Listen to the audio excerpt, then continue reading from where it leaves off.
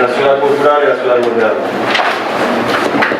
Muchas gracias por esa presentación. Vamos a pasar entonces al siguiente ponente, Pedro Martínez Olivares, que es maestro en evaluación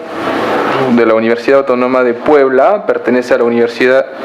hay su maestría en la Universidad de Puebla y que pertenece a la Universidad Autónoma Metropolitana de México. Nos va a hablar, ahorita voy a poner su ponencia, a ver, hay dos, ¿son las mismas? Sí. De los efectos en la periferia poniente de Puebla del corredor de servicios del megaproyecto Angelópolis.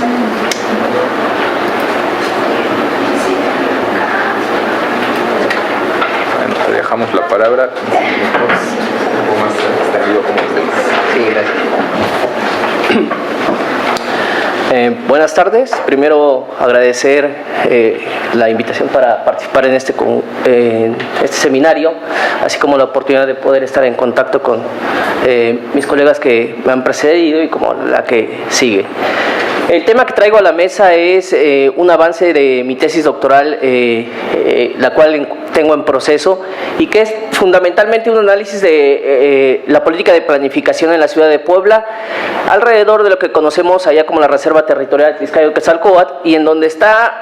inserto un eje de camino que se le conoce como la vía Tlaixcáyotl y en donde se desarrolla actualmente lo que es el corredor de servicios coloquialmente conocido como Angelópolis. Para ello, quiero decirles que en el contexto de lo que ha sido mi investigación, he hecho un análisis concienzudo de lo que se ha venido realizando en las normas, cómo se han ido ejecutando, la manera en que se han ido sujetando los diversos decretos que el Estado ha ido lanzando para poder consolidar lo que es la materialización de lo que vamos a ver como la modernidad en Puebla. Para entrar un poco más en lo que es la ciudad, para los que no conocen, Puebla es la cuarta ciudad más importante de México. La ciudad en sí tiene una población aproximada de 1,5 millones de habitantes, pero en conjunto con su zona metropolitana abarca 2,200,000 aproximadamente. En este contexto, lo que vamos a tratar de analizar es los efectos que se han generado precisamente sobre esto que es la periferia poniente, que es la conurbación de la ciudad con lo que ha sido la región histórica del señorío prehispánico de Cholula. La ciudad, la mancha urbana como tal, es esta pequeña diferencia que se nota acá y que, hablando en porcentajes, no representa más allá del 35-40% de lo que es el total territorial de la demarcación política del municipio de Puebla. Ahora bien, a lo que quiero llegar es entender cómo fue que se llegó a este proyecto de ciudad, cuando el Estado lo que empezó a plantear allá por 1993 fue un proyecto que intentara resolver los problemas que en ese momento quejaban en cuanto a vivienda social y popular y el caótico crecimiento que estaba sufriendo Puebla por la parca aplicación que se daba de lo que eran los instrumentos urbanos para ese entonces. Esto que ven acá, para los que han escuchado tal vez, es la mega rueda de la fortuna que se acaba de inaugurar el año pasado por el actual gobernador del estado y que le costó al erario público aproximadamente $30 millones. Bueno, para entrar un poco en contexto en lo de qué ha significado la planificación urbana en Puebla, quiero hablarles de dos hechos específicos de la recurrencia histórica de lo que ha sido la expansión territorial de manera autoritaria que se ejerce en el Estado. Hay dos hechos muy específicos que son en 1962 una anexión que realiza el gobierno central a favor de la capital del Estado de 5 demarcaciones o municipios para sujetarlos a lo que era el municipio de la capital del estado, y en 1992 una expropiación que se realiza sobre tierras ejidales en el mismo punto de lo que estamos tratando. Esto es 1962, lo que ven como la mancha blanca era el municipio de Puebla en ese entonces, y lo que hace el Estado es anexar 5 municipios hoy ya fragmentados al norte y al sur del municipio principalmente, y una franja territorial al poniente, que es precisamente donde se desarrolla actualmente el proyecto que les traigo a consideración, y que incrementaron considerablemente lo que era el territorio al cual se iba a sujetar la demarcación de la capital poblana. Esta franja finalmente va a entrar en el transcurso de los años y como consecuencia del proyecto, del megaproyecto Angelópolis, en un conflicto por la alta renta que empieza a generar a raíz de que se empieza a consolidar el corredor de servicios de la vía Tliscayotl. Así, lo que vamos a ver es un territorio que finalmente queda sujeto a un orden por parte del Estado y cuya principal característica de recurrencia va a ser el mantener el control sobre ciertos recursos. En 1962 el Estado lo que pretendía era controlar todo el aparato productivo que se estaba generando a raíz de la industrialización en la zona norte, a donde llegan, para los que saben, en Puebla está localizada lo que es la planta automotriz Volkswagen, y por lo tanto el Estado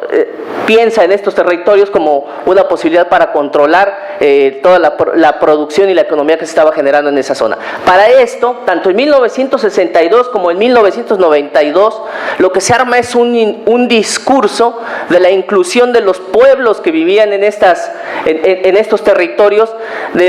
hacia la ciudad, para darles el beneficio del desarrollo urbano que se estaba generando en lo que era la capital del Estado. Esto es la mancha urbana de la ciudad de Puebla, y estos son los pueblos conurbados, que son 4 municipios, 2 conocidos como Las Cholulas, el municipio de Cuautlancingo y el municipio de Coronango. Pero lo importante en este caso va a ser la franja intersticial que se ve en color verde y que va a ser sujeta al conflicto desde 1992 y que se traslada a 1992 y que queda resuelto precisamente hasta el año pasado por la disputa que se empieza a dar por la alta renta que se estaba dando. Ahora bien, aquí lo que planteo es una pregunta que me surge a raíz del pensamiento que se tiene en Puebla sobre lo que significa este enclave urbano dentro de la sociedad. ¿Es un éxito urbano o una derrota campesina? Y llego a esta pregunta porque autores como investigadores poblanos como Elsa Patiño y Roberto Cabrales señalan que hay una negación por parte del Estado de la condición rural a la cual ha estado sujeta históricamente Puebla, y por ello habría que considerar son 122 comunidades que son las que viven en los alrededores del municipio central. Aparte de ello, de 1976, cuando se aprueba la Ley General de Asentamientos Humanos, hasta el momento en que se empieza a consolidar lo que es el megaproyecto urbano de Puebla, el 66% del área que se ha urbanizado ha provenido principalmente de las tierras rurales, pero contradictoriamente menos del 5% de la población que vive en lo que es la ciudad de Puebla sigue siendo población campesina. Toda esta población finalmente ha sido desplazada conforme se han ido aplicando ciertas normas que han restringido el uso de suelo de acuerdo a la política que se ha ido desarrollando. Esto que vemos acá finalmente es la forma en que se fue dando la producción del espacio urbano en Puebla, un centro histórico muy definido. Estos son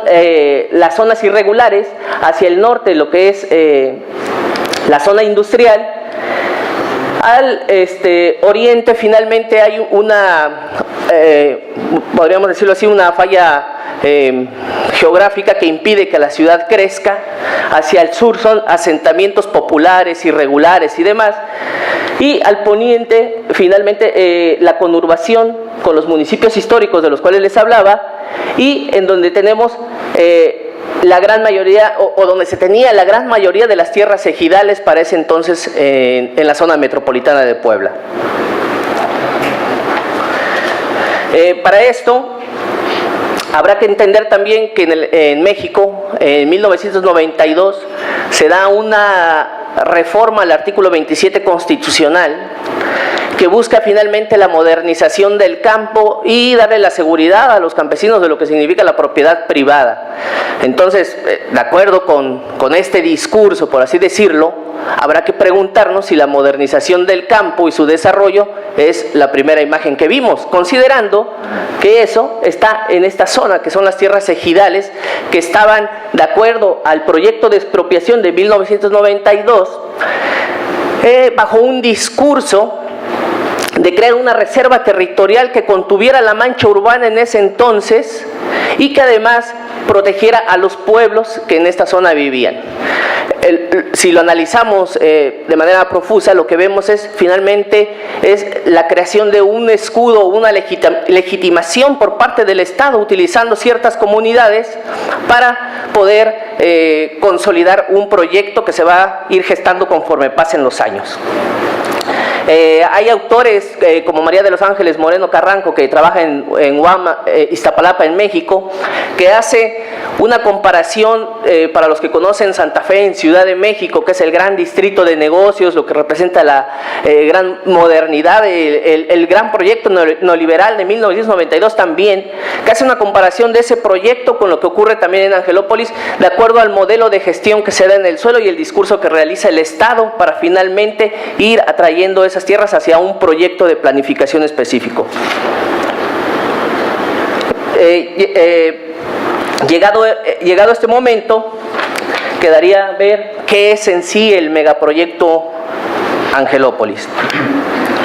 El megaproyecto Angelópolis no es sino una promesa de campaña también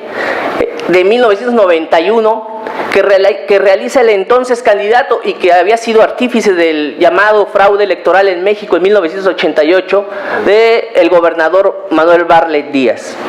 Él había prometido, y de acuerdo al Plan Nacional de Desarrollo que venía realizando el Estado mexicano, reposicionar a la ciudad de Puebla dentro del ámbito nacional. Puebla había pasado de ser la segunda ciudad en importancia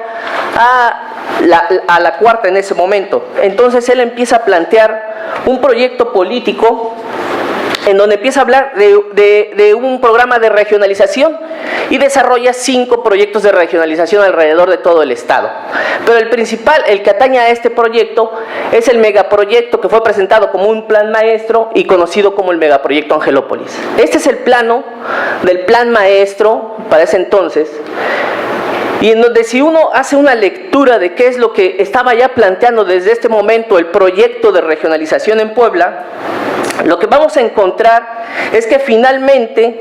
el Estado lo que hace es ir primero escalando de lo infra a lo supra el proyecto de planificación, de tal manera que lo que primero hace es acotar el poder local para dejarlo completamente en manos del poder estatal. Es decir, se eliminan todos los poderes locales, o sea, se eliminan, vamos a decirlo así, de manera, los desdibuja, de tal manera que es el poder del Estado, a través de la mano del gobernador, el único que tiene control sobre todo lo que se desarrolla en materia de planificación acá. Eso es primero un escalamiento para ejercer poder, de lo infra a lo supra. Después realiza un proceso inverso, cuando uno va haciendo la lectura de la normativa, en donde se pasa de lo supra a lo infra. Es decir, que el proyecto de regionalización, en realidad, lo que pretendía en su momento, y que se va consolidando y se va materializando conforme pasan los años, es ir controlando un punto específico del territorio. Se habla primero de un gran proyecto de regionalización, en donde se incluyen municipios aledaños, después se habla de un proyecto central, pero después, dentro de toda esa normativa, se habla de un punto imaginario en el espacio, y lo digo así como punto imaginario porque solo se habla de la creación de un distrito habitacional y de negocios en la ciudad de Puebla. Nunca se determina cuál va a ser el espacio. Pero conforme pasan los años y se va materializando la idea, resulta que ese espacio es el espacio de las expropiaciones de 1992 y que se encuentran dentro de la franja de disputa territorial persistente desde 1962. Entonces, finalmente hay este escalamiento para poder entender cómo se va a ejercer el poder sobre un territorio específico. Esto es lo que ya es el corredor de servicios del megaproyecto Angelópolis, en donde se escenifica la modernidad en Puebla, por así decirlo. Esto es parte de lo que eran las tierras agrícolas, parte de lo que se les despojó a los ejidatarios en su momento, porque para esto quiero decirles que en 1992, a pesar de haberse aprobado, reformado el artículo 27 que permitía a los campesinos de alguna manera poder trasladar de manera particular la propiedad y ser partícipes de la renta, al no haber retroactividad en la ley, el Estado les acota ese poder y toma en sus manos el control estricto sobre estas tierras. 1050 hectáreas aproximadamente, en donde se construirá el corredor de servicios, un corredor de servicios que fue planteado como un proyecto que iba a coadyuvar a resolver, como les dije, los problemas de vivienda social para la ciudad en ese entonces, que estamos hablando de 20,000 unidades de vivienda que se pensaban construir y que no son sino un argumento que realiza el Estado para desarrollar un tipo de producción inmobiliaria. Este es el corredor de servicios en plano, 3.5 kilómetros. Para esto, el gobierno lo que hace también es trasladar esta caseta de cuota que se encontraba en los límites de la ciudad para ese entonces, para 1993, pero que aparte estaba dentro de lo que le pertenecía al municipio de Puebla. Entonces la traslada a 3.5 kilómetros y empieza a desarrollar aquí toda una serie de elementos que van a estructurar el eje urbano y que finalmente van a ser un privilegio a partir del cual se va a consolidar un valor simbólico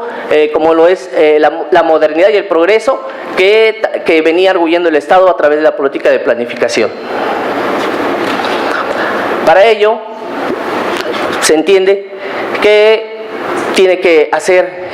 generar una política de suelo que conforme van pasando los años se va moldeando de acuerdo a las circunstancias. El Estado no duda en ningún momento, dentro de las 6 modificaciones que realiza entre 1993 y el 2012, que es cuando el Estado da por terminado el proyecto de repartición o de enajenamiento de todos los bienes que representaban lo que era la reserva territorial, no duda en ningún momento en decir que estas modificaciones son con la finalidad de hacer un mejor aprovechamiento en el suelo, y para ello reduce lo que se había planteado como suelo para propiedad social a favor de suelo mixto y suelo residencial. Esto es conforme la periferia que vemos, los pueblos que fueron arrinconándose poco a poco, que se fueron desplazando y que finalmente no siendo finalmente la plusvalía lo que había el Estado argumentado en los primeros documentos que validan la expropiación, acaba finalmente por generarse o desarrollarse un tipo de mercado inmobiliario en lo que es la reserva territorial Atiscayo Quetzalcóatl, que es esto y que es el eje del corredor de servicios, que tiene como principal encumbramiento, por así decirlo, el punto cumbre, este tipo de desarrollo habitacional que creo que a ojos vistos no tiene nada que ver con las 20,000 unidades de vivienda social y popular que se habían planteado en su momento. Y bueno, concluyo con esto que yo le llamo finalmente que se desarrolla en Puebla, que es un urbanismo de política oportunista, que se va moldeando conforme las circunstancias van permitiéndole finalmente al Estado ir generando una idea de ciudad que me hace sugerir esta pregunta queda la duda si finalmente para que se pudiera justificar la expropiación ya se tenía deliberadamente pensado desplazar a los que originalmente vivían en este territorio, lo cual creo que se puede responder en 2 tiempos, y es finalmente el discurso de la política urbana incluyente y el advenimiento y materialización del negocio inmobiliario. Gracias.